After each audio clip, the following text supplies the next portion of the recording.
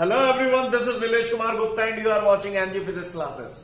Well, आज हम लोगों को अपना नया चैप्टर शुरू करना है, चैप्टर नंबर 15, जिसका नाम है वेव्स।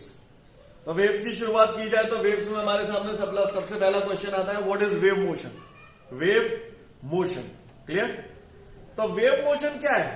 एक मेथड है, एक तरीका है जिसके जरिए हम लोग एनर्जी को एक जगह से दूसरी जगह ट्रांसफर कर सकते हैं। Wave motion is a method with the help of which we can transfer the energy from one place to another place. Suppose करिए मुझे आप लोगों की याद आई तो मैंने अपने मोबाइल से यहां पर एक नंबर डायल किया, आपका नंबर डायल किया तो मेरे मोबाइल से वेव्स निकली, क्लियर। और वो वेव्स आपके मोबाइल तक गई और आपके मोबाइल की घंटी बजने लगी, टर टर। बोलो भैया, सही बोल रहा हूं ना? तो किसी पट्टे ने अगर मुझसे पूछ लिया व्हाट इज वेव मोशन, तो wave motion is the method by which we can transfer the energy from one place to another place. Clear? Wave motion is an important method to transfer the energy. I hope you understand. Got it, guys? Clear है?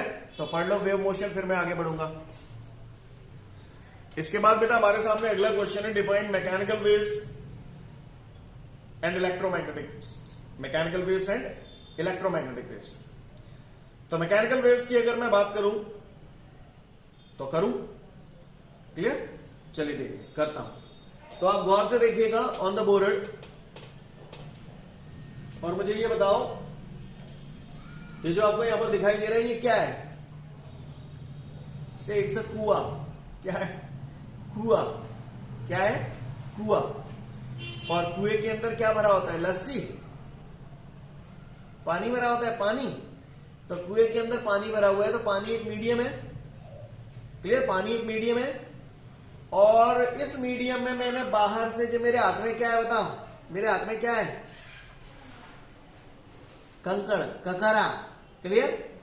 और इस ककरे को उठा के मैंने काय में फेंक के मारा? कुएं में, है ना। यानी इस मीडियम में, मीडियम कौन है यहां पर? पानी। पानी के अंदर दे मारा क्या? ककरा। तो जब पानी के अंदर ये मैंने कंकड़ मारा तो जाहिर सी बात है पानी के अंदर एक डिस्टर्बेंस क्रिएट हो जाएगा और इस प्रकार की कुछ कहानी पैदा हो जाएगी, क्लियर। तो ये यहां पर जो जनरेट हो रहा है वो कुछ और नहीं है, these are the mechanical waves. कोई पूछे मैकेनिकल वेव्स क्या है? तो mechanical waves is a disturbance which is produced in a physical medium, clear.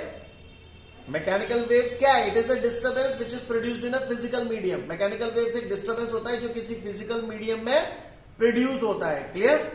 और ये डेफिनेट वेलोसिटी से बगैर अपने फॉर्मेशन में किसी भी प्रकार का कोई चेंज हुए एक जगह से दूसरी जगह मूव करता है, क्लियर। इसको हम लोग बोलते हैं मैकेनिकल वेव्स। कोई पूछे मैकेनिकल वेव्स क्या है तो हम उसे बोलेंगे mechanical waves is the disturbance which is produced in a physical medium which moves ahead with a definite velocity without change in its form, clear. क्या मैं उम्मीद करूं हम लोग समझ गए मैकेनिकल वेव्स क्या होती है। Mechanical waves is the disturbance which is produced in a physical medium, clear, which moves ahead with a definite velocity without change in its form, clear। तो ऐसी waves को हम लोग बोलते हैं mechanical waves, clear। Mechanical waves जो होती हैं उनके लिए एक physical medium की requirement होती है, लेकिन जो दूसरी waves हैं electromagnetic waves, उनके लिए किसी medium की requirement नहीं होती, वो वैक्यूम में से भी पास हो जाती है। जैसे पिछले चैप्टर में आपने लाइट के बारे में जाना था, याद है, थर्मल रेडिएशंस और लाइट। तो लाइट वहां पर जो थी वो इलेक्ट्रोमैग्नेटिक वेव्स थी और इस वेव को एक जगह से दूसरी जगह पहुंचने के लिए किसी मीडियम की रिक्वायरमेंट नहीं होती है, ये वैक्यूम में से भी पास हो जाती है, क्लियर। ऐसी वेव्स को हम लोग बोलते हैं इलेक्ट्रोमैग्नेटिक वेव्स। सन से जितनी भी वेव्स मिलती है, light waves, visible light, infrared light, microwaves, radio waves, ये सारी की सारी कौन सी वेव्स हैं? इलेक्ट्रोमैग्नेटिक वेव्स हैं। तो क्या मैं उम्मीद करूं कि आप लोग समझ गए मैकेनिकल वेव्स क्या है। It is a disturbance which is produced in a physical medium which moves ahead with a definite velocity without change in its form, clear. और इलेक्ट्रोमैग्नेटिक वो वेव है जिन्हें एक जगह से दूसरी जगह जाने के लिए किसी मीडियम की रिक्वायरमेंट नहीं होती है, वैक्यूम में से भी पास हो जाती है, क्लियर। ओके, तो पढ़ लो आप इसे, फिर मैं आगे बढ़ूंगा। इसके बाद हमारे सामने जो अगला क्वेश्चन है उसमें मुझसे बोल रहा है, define the following amplitude, time period, frequency, wavelength and wave velocity. तो सारी चीजें ये तेल लेने में ज्यादा समझता नहीं हूं, पर आप लोग मुझे एक बात बता दें, the maximum displacement on either side of the mean position is called amplitude. पिछले चैप्टर में ही पढ़ाया भी अभी 14 में, है ना। The maximum displacement on either side of the mean position is called amplitude. तो यहाँ भी वही कहानी है, clear. The maximum displacement on any one side of the mean position is called amplitude. Amplitude को ए से डिनोट करते हैं, इसका यूनिट मीटर होता है। क्या आपको मेरी बात समझ में आई? किसी ने मुझसे पूछा एम्पलीट्यूड के बाद पूछ रहे टाइम पीरियड, तो time taken to complete one oscillation is called time period. यहाँ पर भी तो ऑसिलेशन इसी टाइप के हो रहे हैं, ये देखिए आप, यहाँ पर भी तो ऑसिलेशन ऐसे ही तो हो रहे थे। अभी मैंने जो वेव्स जनरेट की थी इसी टाइप की तो वेव्स थी, है ना, क्लियर। तो वेव जब यहाँ से शुरू हुई, यहाँ से लेके यहाँ तक आई, तो ऐसे एक चक्कर हो गया, फिर वही दोबारा दूसरा चक्कर, फिर तीसरा चक्कर, ऐसे ही तो हो रहा है ना। तो ये पूरा एक ऑसिलेशन होने में जितना टाइम लगता है उसको हम लोग बोलते हैं time period. Time taken to complete one oscillation या time taken to complete one revolution is called time period, clear. वही पहले जैसी डेफिनेशन जो आपने ऑसिलेशन में पढ़ी थी। आप चाहो तो ऐसे भी बोल सकते हो, reciprocal of frequency is called time period. पिछले चैप्टर में पढ़ा था ना ये सब चीजें, बोलो भैया, है ना। और अगर किसी ने पूछ लिया फ्रीक्वेंसी क्या होती है, तो frequency is reciprocal of time period is called frequency. और you can say number of revolutions made in 1 second या number of oscillations made in 1 second is called frequency. क्या आपको ये तीन डेफिनेशन समझ में आ गई? Amplitude, time period and frequency. बोलो भैया, पहले जैसी है, कुछ नया नहीं बोला मैंने, तो पहले इतना पढ़ लो, फिर मैं आगे बढ़ूंगा आपके साथ, ठीक है। पढ़ो फटाफट। इसके बाद हम लोग आगे बढ़ते हैं। इसके बाद हमारे सामने अगली डेफिनेशन जो दी है उसमें मुझसे पूछ रहे हैं वेवलेंथ क्या होती है और वेव वेलोसिटी क्या होती है ना। वेवलेंथ क्या होती है और वेव वेलोसिटी क्या होती है। तो सबसे पहले बेटा हम लोग बात करते हैं वेवलेंथ। वेवलेंथ क्या होती है? तो भैया कोई भी वेव वन टाइम पीरियड में जितना डिस्टेंस ट्रेवल करती है उसको हम लोग बोलते हैं wavelength. The distance travelled by the wave in one time period is called wavelength. See clear है? The distance traveled by the wave in one time period is called wavelength. Clear? Okay? समझ में आ रही बात? तो एक time period यहाँ से यहाँ तक खत्म होता है, तो यहाँ से यहाँ तक वेव जितना डिस्टेंस ट्रेवल करती है उसको हम लोग बोलते हैं wavelength. Clear? The distance traveled by the wave in one time period is called wavelength. Clear? Okay. इसके बाद बात आती है वेव वेलोसिटी। वेव वेलोसिटी आपको याद होगा, स्पीड और वेलोसिटी।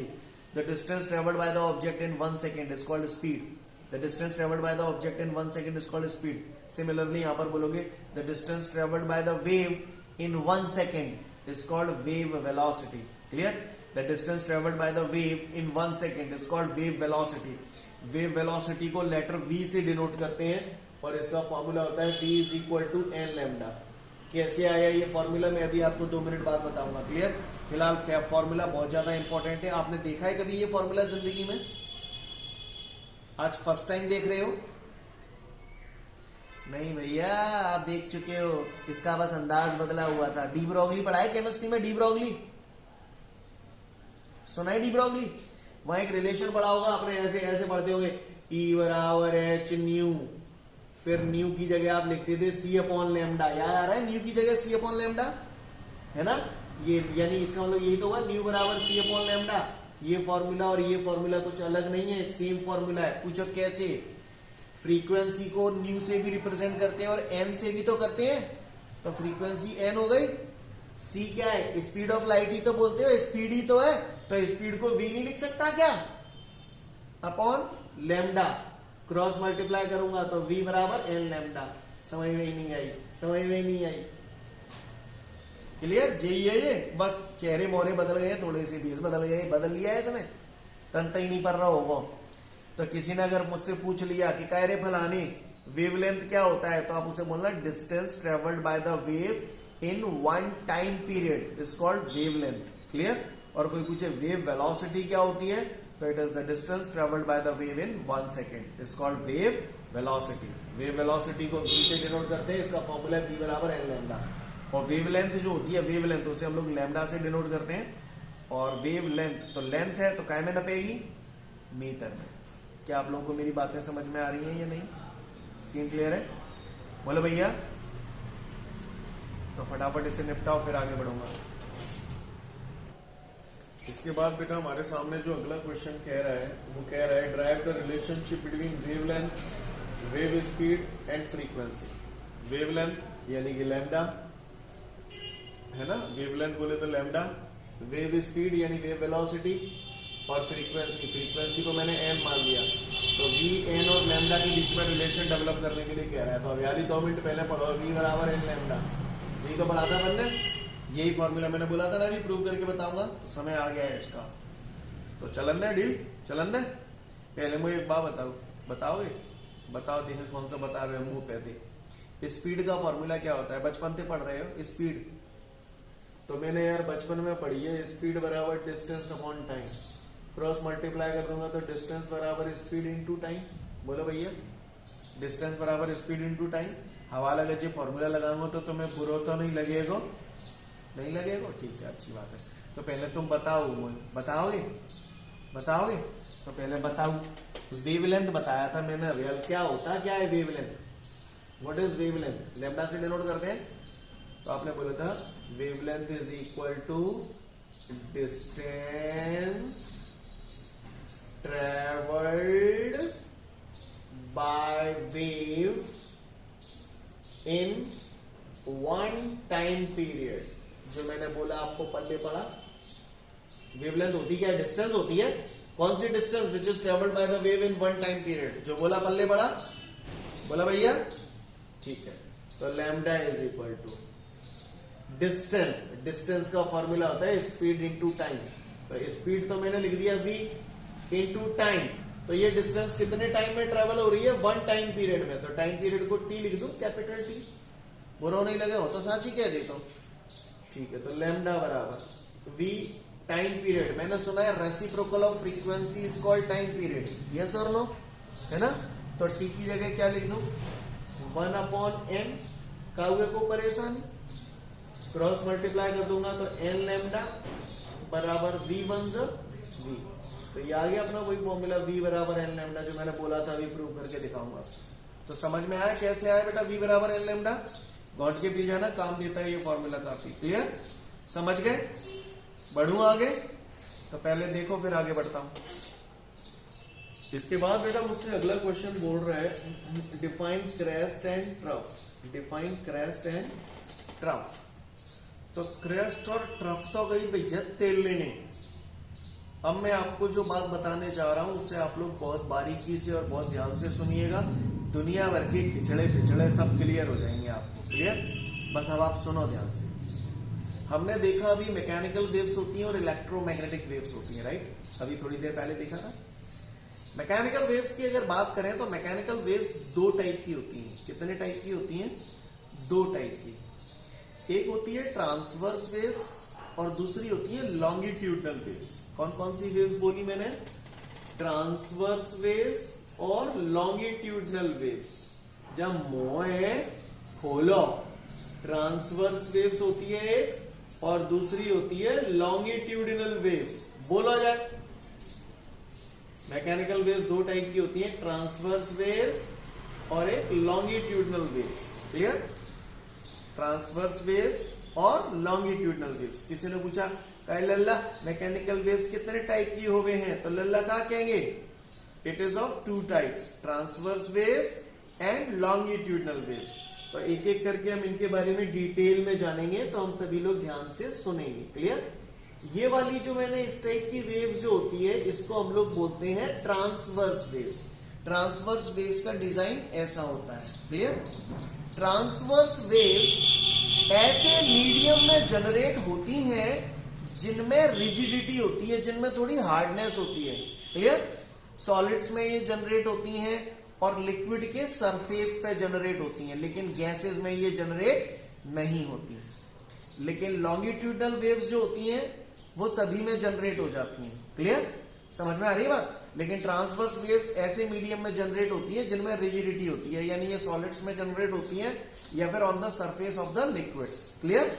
लेकिन गैसेस में ये जनरेट नहीं होती। लेकिन लॉन्गिट्यूडनल वेव्स जो होती हैं वो सभी में जनरेट हो जाती हैं। अब भैया ट्रांसवर्स वेव्स तो ये हो गई, ठीक है। लॉन्गिट्यूडनल वेव्स कैसी होती हैं ये मैं आप लोगों को दिखाता हूं, हम लोग ध्यान से देखेंगे सभी लोग, है ना। तो गौर से देखिएगा, लॉन्गिट्यूडनल वेव्स ऐसी होती है जो मैं बोर्ड पे बना रहा हूं यहां पर।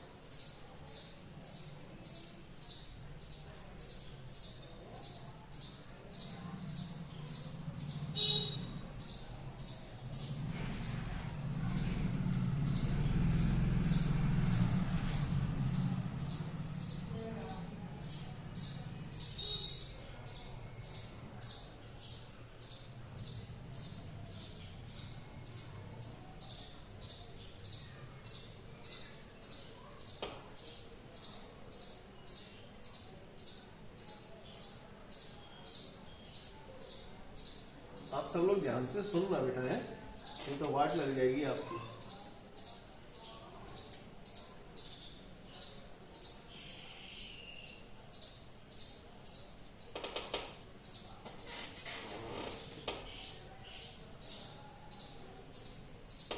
ये देखिए, ये टाइप की जो वेव्स हैं इनको हम लोग बोलते हैं ट्रांसवर्स वेव्स, और इस तरीके से जो वेव्स होती हैं उसको हम लोग बोलते हैं लॉन्गिट्यूडनल वेव्स। लॉन्गिट्यूडनल वेव्स ऐसी होती हैं और ट्रांसवर्स वेव्स ऐसी होती हैं, डिजाइनिंग है इनके। क्लियर?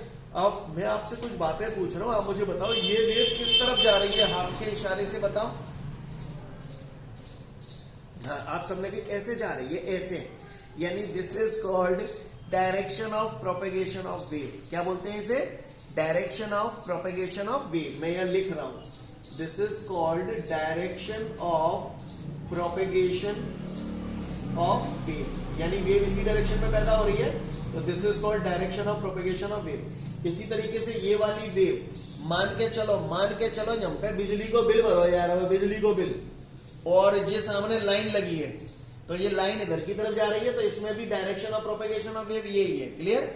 ओके, यहां भी ये वेव भी इसी तरफ जा रही है, ये वेव भी इसी तरफ जा रही है। Clear? This is the direction of propagation of wave. ये बिजली का बिल तो मैं एक एग्जांपल ले रहा हूं जिससे आपको पूरी कथा समझ में आएगी। ठीक है? सपोज करो ये लाइन लगी है, ये लोग बिजली का बिल भरने जा रहे हैं। यहां पर आप लोग भी तो जाते होंगे बिजली का बिल भरने, जाते हो कि नहीं जाते? लंगर डरे हुए तुम्हारे यहां तो है। खैर, आई एम जोकिंग। वेल, ठीक है। अब इधर देखिए गौर से, यहां पर जो ट्रांसवर्स वेव्स है, direction of propagation of wave तो ये है, लेकिन मूवमेंट ऐसे हो रहा है। बोलो भैया, मूवमेंट ऐसे हो रहा है, तो यहां पर जो पार्टिकल्स ऑसिलेट कर रहे हैं वो direction of propagation of wave के परपेंडिकुलर डायरेक्शन में ऑसिलेट कर रहे हैं। नहीं, यही बात समझ में? क्लियर? ट्रांसवर्स वेव वो वेव्स होती हैं जिसमें मीडियम के पार्टिकल जो होते हैं वो direction of propagation of wave के परपेंडिकुलर ऑसिलेट करते हैं। नहीं, यही बात समझ में? लेकिन यहां पर क्या नजारा हो रहा है लॉन्गिट्यूडनल वेव्स की अगर मैं बात करूं तो यहां पर नजारा क्या हो रहा है लॉन्गिट्यूडनल वेव्स में? आप ये देखिए, ये लाइन जा रही है बिजली का बिल भरने के लिए। अब हिंदुस्तानी लाइन में धक्का मुक्की तो होती है, 4 कदम आगे 2 कदम पीछे, 4 कदम आगे 2 कदम पीछे। बोलो भैया, सही बोल रहा हूं ना? यानी यहां पर मीडियम के पार्टिकल जो होते हैं वो ऑसिलेट करते हैं in the direction of propagation of wave, लेकिन यहां पर जो मीडियम के पार्टिकल ऑसिलेट कर रहे हैं that is in the perpendicular direction of propagation of wave. नहीं, यही बात समझ में? बोलो भैया, किसी पट्टे ने पूछ लिया कि भैया ट्रांसवर्स वेव्स क्या होती हैं, तो ट्रांसवर्स वेव्स वो वेव्स होती हैं जिसमें मीडियम के जो पार्टिकल होते हैं वो direction of propagation of wave के परपेंडिकुलर ऑसिलेट करते हैं। नहीं, यही बात समझ में? और लॉन्गिट्यूडनल वेव्स वो वेव्स होती हैं जिसमें मीडियम के particle in the direction of travel of wave oscillate करते हैं। नहीं, यही मेरी बात समझ में? सीन क्लियर है? कोई दिक्कत? भाषा समझ में आ रही है? क्लियर? इन पार्टिकल के ऑसिलेशन कैसे हो रहे हैं अपने हाथ से इशारा करके बताओ जरा मुझे। हाँ, वेरी गुड, समझ में आ रही बात? यानी इसमें मीडियम के पार्टिकल जो ऑसिलेट कर रहे हैं दैट इज लाइक दिस, है ना? यानी यही आगे पीछे हो रहे हैं, यानी direction of propagation of wave की डायरेक्शन में ही आगे पीछे हो रहे हैं, लेकिन यहां पर मीडियम के particle direction of propagation of wave ऐसे है और ऑसिलेट ऐसे हो रहे हैं। नहीं, यही बात समझ में? यानी direction of propagation of wave के परपेंडिकुलर ऑसिलेट हो रहे हैं। कहानी समझ में आ रही है? मैं बता दूं, इस चैप्टर का सबसे मेन क्वेश्चन यही है और यही धरा मिलेगा तुमको पेपर में। ट्रांसवर्स वेव्स और लॉन्गिट्यूडनल वेव्स में डिफरेंस पूछेगा बट्टा तुमसे, तो वहां तुमको बताना। समझ में आ गई ट्रांसवर्स वेव्स क्या होती हैं और लॉन्गिट्यूडनल वेव्स क्या होती हैं?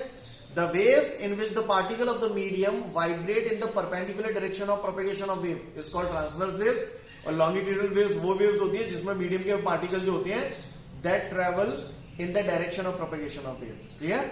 बात समझ में आई सभी को? अगली बात, ट्रांसवर्स वेव्स ऐसे मीडियम में जनरेट होती है जिनमें रिजिडिटी होती है, जिनमें थोड़ी बहुत हार्डनेस होती है, या फिर लिक्विड के सरफेस पर जनरेट होती है, लेकिन गैसेस में कभी नहीं होती। लेकिन जो लॉन्गिट्यूडनल वेव्स है सॉलिड लिक्विड गैस सब में होती है। सीन क्लियर है? बोले भैया, और सुनिएगा सभी लोग ध्यान से, अगर ये बात समझ में आती है तो अगली बात इधर देखिएगा गौर से सभी लोग। ट्रांसवर्स वेव्स ऐसे ऑसिलेट कर रही है, मैंने सुना है इसको ओरिजिन बोलते हैं, इधर पॉजिटिव होता है, ये इधर नेगेटिव होता है, यहां पर मैक्सिमम डिस्प्लेसमेंट यहां पर है, इसको हम लोग बोलते हैं एम्पलीट्यूड। मैंने ऑसिलेशन में भी बताया था, ये पॉजिटिव डायरेक्शन में मैक्सिमम डिस्प्लेसमेंट है और ये नेगेटिव डायरेक्शन में मैक्सिमम डिस्प्लेसमेंट है, तो इसको आप लोग एम्पलीट्यूड बोलते थे। याद आ रहा है इसमें आपको? क्लियर? अब मेरी बात ध्यान से सुनिएगा, ये जहां पर पॉजिटिव डायरेक्शन में जो मैक्सिमम डिस्प्लेसमेंट होता है उसको बोला जाता है क्रेस्ट। क्या बोला जाता है? Crest. The maximum positive displacement is called crest and maximum negative displacement is called trough. नहीं है मेरी बात समझ में? Crest, trough. इसी तरीके से ये क्रेस्ट, ये ट्रफ, ये क्रेस्ट, ये ट्रफ। क्लियर? ओके, बात समझ में आ रही है? कोई पूछे क्रेस्ट क्या होता है तो maximum positive displacement is called crest और maximum negative displacement of the particle of the medium is called trough. कहानी समझ में आ रही है? दो लगातार क्रेस्ट या दो लगातार ट्रफ के बीच के डिस्टेंस को वेवलेंथ कहा जाता है। ये भी वेवलेंथ है। दो लगातार क्रेस्ट या दो लगातार ट्रफ, इनके बीच के डिस्टेंस वेवलेंथ कहलाते हैं। समझ में आ रही है बात? यानी क्रेस्ट और ट्रफ ट्रांसवर्स वेव्स में पाए जाते हैं। क्लियर? इसी तरीके से जो लॉन्गिट्यूडनल वेव्स होते हैं उसमें पाए जाते हैं कंप्रेशन और रेयरफैक्शन। कंप्रेशन का मतलब समझते हो? दबाना। जहां पर मीडियम के पार्टिकल पास हैं, क्लोजर है एक दूसरे के, वहां कंप्रेशन। जहां दूर है वहां रेयरफैक्शन। ये कंप्रेशन, ये रेयरफैक्शन, फिर कंप्रेशन, फिर रेयरफैक्शन। कहानी समझ में आ रही है आपको? ये कहीं पास है, कहीं दूर है, कहीं पास फिर दूर, पास दूर। यानी लॉन्गिट्यूडनल वेव्स में कंप्रेशन और रेयरफैक्शन पाए जाते हैं, ट्रांसवर्स वेव्स में क्रेस्ट और ट्रफ पाए जाते हैं। क्लियर? जैसे आप यहां पर बोल रहे थे दो लगातार क्रेस्ट या दो लगातार ट्रफ के बीच के डिस्टेंस को हम लोग वेवलेंथ बोलते हैं, वैसे यहां पर दो लगातार कंप्रेशन के बीच के डिस्टेंस को हम लोग वेवलेंथ बोलते हैं। इसी तरीके से दो लगातार रेयरफैक्शन के बीच के डिस्टेंस को हम लोग वेवलेंथ बोलते हैं। कहानी समझ में आ रही है आपको? यानी कंप्रेशन और रेयरफैक्शन काय में पाए जाते हैं? लॉन्गिट्यूडनल वेव्स में। क्रेस्ट और ट्रफ काय में पाए जाते हैं? ट्रांसवर्स वेव्स में। क्लियर? और सुनिए, यहां पर मीडियम के पार्टिकल आपस में क्लोज आ रहे हैं तो यहां पर वेलोसिटी ज्यादा है तभी तो क्लोज आ रहे हैं, तो यहां पर velocity of the particles of the medium is positive. Clear? लेकिन जब रिवर्स बैक आएंगे तो velocity of the particles of the medium is negative. समझ में आ रही है बात? क्लियर है? कोई दिक्कत? अच्छा, एक बात बता दो, कंप्रेशन में प्रेशर और डेंसिटी ज्यादा होगी या कम होगी? कंप्रेशन में, तो कंप्रेशन में हमें मालूम है दबाव बढ़ता है, यानी कंप्रेशन में प्रेशर और डेंसिटी ज्यादा होती है, रेयरफैक्शन में प्रेशर और डेंसिटी कम होती है। मेरी बात समझ में आ रही है? लेकिन ट्रांसवर्स वेव्स में प्रेशर और डेंसिटी जैसा कुछ नहीं होता है। जो मैंने आपको बोला, आपको पल्ले पड़ा, the distance between the two consecutive compression is called wavelength.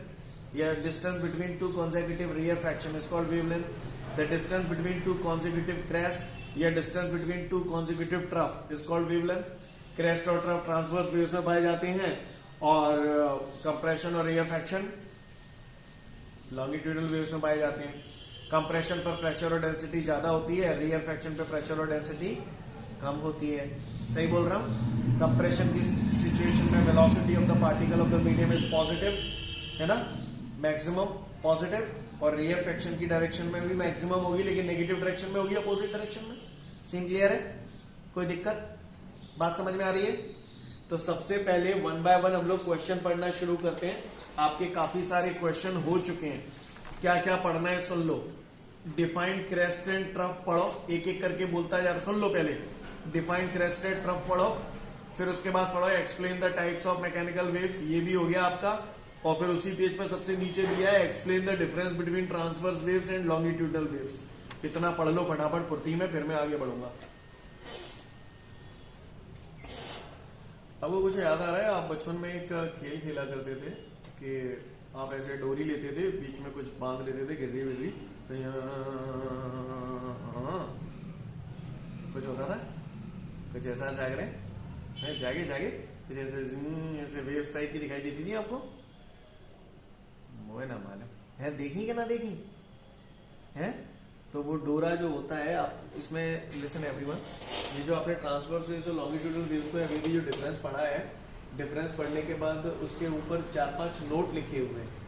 उन नोटों में वैसे तो सारे नोट आपको समझ में आ ही जाएंगे, लेकिन एक नोट जो है उसको जरा ध्यान से ऑन द बोर्ड देखें, उसमें क्या लिखा हुआ है। ये वही वाला सीन है एक्चुअली जो मैंने भी आपको बोला है ना।